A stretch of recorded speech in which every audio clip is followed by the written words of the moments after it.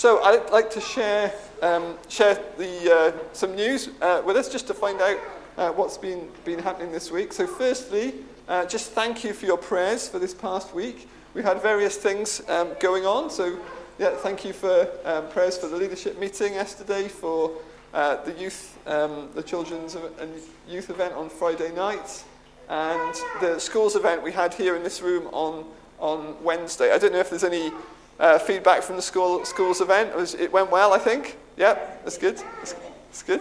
Excellent. It was very good. And yeah, as a result, Clyde have invited us back in to do assemblies. Wow. So thank you, Jill. For those who may not have heard that, one of the local primary schools, Clyde, has invited us back into their school to do assemblies as a result of them coming here last Wednesday. So praise God for these things. And also, I heard, for those of you who have the information from the prayer chain, you know we've been praying for Julian's sister, and Julian's reported that Julian's sister has recovered, improved now. So can praise God for that.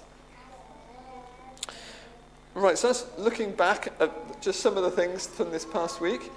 Should take a moment just to wish people a happy birthday for the coming week. So I don't think there's anybody today with a birthday, but I think later in the week, I think he's not in the room now, but it's Richard's birthday later in the week. So got that coming up. And for those of you who know Di Tripp, I think Di's birthday is coming up at the end of the week.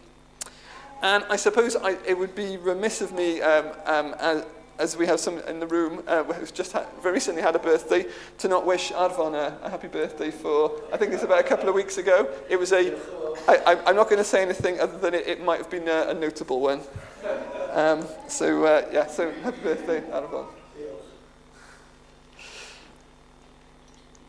Right, just a reminder that the April diary is out and available. If you should have had it by email or through your other channels, you get it. If you haven't, then please let someone know.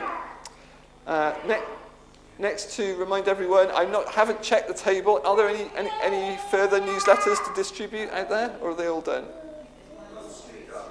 Oh, one street remains. Okay, so remember, we want to get them out this week because they're Easter focused. If you're able to help with that, that'd be great. Now we're in. Easter is nearly with us, so there's a number of events coming up this week. So Thursday we have the community event here, so that's a good opportunity to invite people along.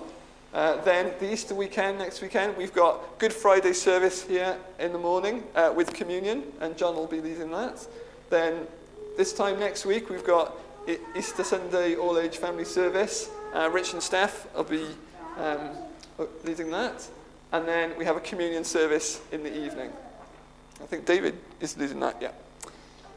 Great. So that's next week, and really, the family service is a great opportunity. Easter is a particular time. There's bank holidays, a lot of focus about Easter. If there's anyone that would be interested in coming, a great opportunity to invite them along, find out about Easter, and join us. Next one is we have a new month. So new month, new diary, new special collection. We do a special collection every month.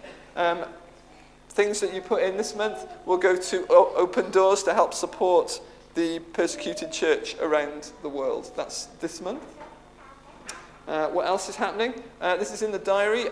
There's an event in the theological school in Bridgend, organised by Living the Passion in a few weeks' time. If you'd like to go, want more details about that, it's on Saturday the 22nd. Come and see me afterwards if you want to know about what it's about, what it is, transport and things like that. 22nd. You need to let me know soon so we can organise it. And just going through, I think this is the last point to mention before I ask if there's anything else. We've had a message from some of you may remember Gaynor Harding, who's Vic and Alice Mort's daughter, and she's passed a message on to the church through Cecilia to say, to pass on two things really.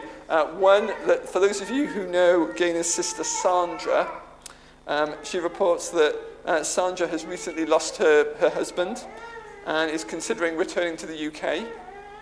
And also, particularly for your prayers, Gaynor says, I'd be grateful if the church, that's us, would pray for them as a family. And they say, that the Lord would open up a way for us to maybe return to be with us at Nancoke. I'll just leave that with you for your prayers, but do pray for Gaynor and family, and Sandra, of course. Right, we had lots of information there. Is there anything else anybody wants to mention? You've all listened very well through that. There's a lot. That's good. Okay.